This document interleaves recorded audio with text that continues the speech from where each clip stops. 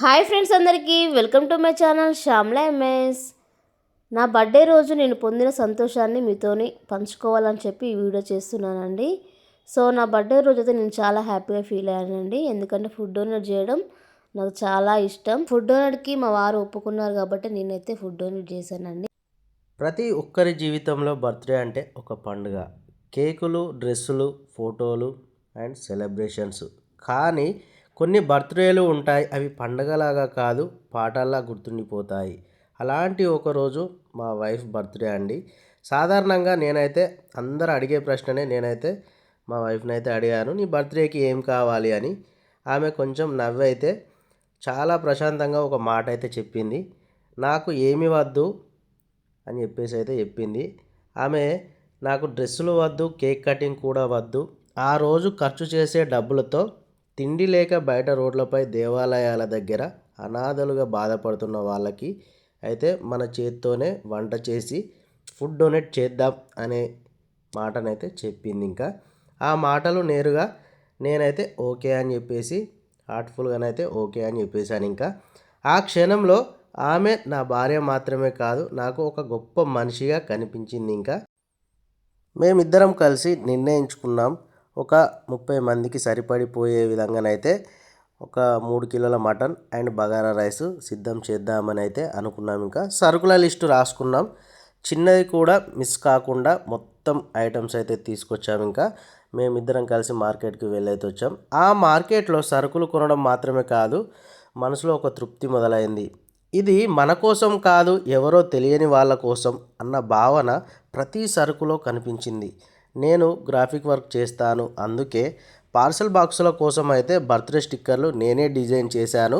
Print తీసి cut చేసి ఒక్కో స్టిక్కర్ అతికించేటప్పుడు మనసులో ఒకటే ఆలోచన, ఈ బాక్స్ ఎవరికో ఒకరికి ఆ రోజు ఆకలి తీర్చాలి. బాక్సులు, కవర్లు అన్నీ ఒకరోజు ముందే రెడీ చేసుకున్నాం. ఇంకా నేను కూరగాయలు అయితే కట్ చేశాను, శ్యామలనైతే వంట అయితే మొదలు పెట్టేసింది. ఇంకా ఆమె చేసే ప్రతి పనిలో ఒక తపన ఉంది, ఒక బాధ్యత ఉంది. ఈ తిండి ఎవరికైనా ఒక పూటైన ఆశగా మారాలి అనే భావన అయితే ఆమె కళ్ళలో కనబడింది. వంట అయితే మొత్తానికైతే కంప్లీట్ అయితే అయిపోయింది. టేస్ట్ చూసామండి, నిజంగా చెప్పాలంటే సూపర్ టేస్టీ అయితే కుదిరింది. ఇంకా ఎమ్మి ఎమ్మిగా చాలా బాగుంది.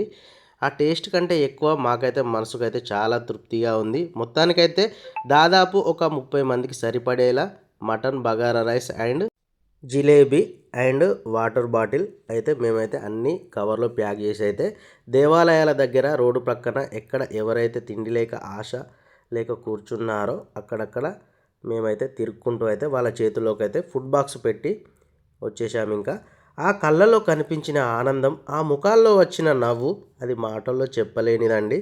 అది చిన్న పని కావచ్చు, కానీ ఆ రోజు మాకు వచ్చిన ఆనందం ఎంత డబ్బు పెట్టినా కొనలేనిది అనేది చెప్పొచ్చు. ఇంకా అయితే అక్కడ ఒకే బాధ కూడా మేమైతే చూసాము. ఇంకా ఏంది అని అంటే మేమైతే ఒక 30 మందికి మాత్రమే ప్రిపేర్ చేసాం, కానీ అక్కడ చాలామంది ఉన్నారండి. సో ఆ విషయంలో మేము చాలా బాధపడ్డాము. ఇంకా కానీ అందరికీ ఇవ్వలేకపోయినా అందరికీ ఇవ్వాలనే బాధ మాకు మనుషులుగా గెలిపించింది. ఇంకా ఒక సంఘటన మమ్మల్ని ఇంకా లోపల నుంచి కదిలించింది.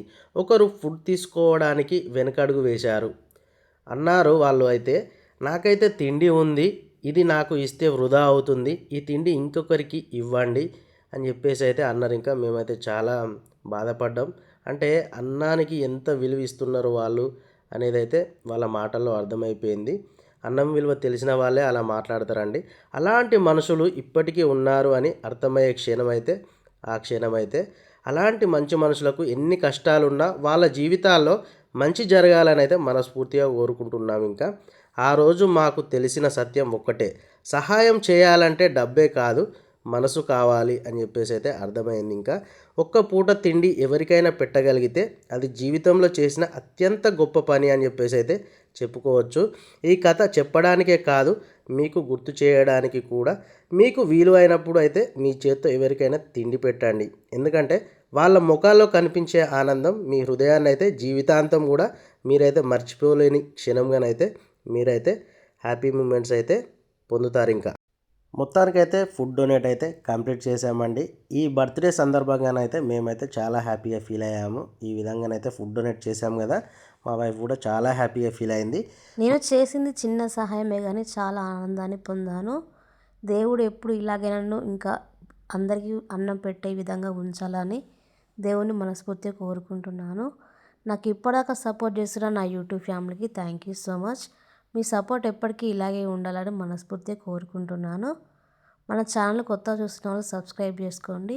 ఓకే ఫ్రెండ్స్, బాయ్ మరి.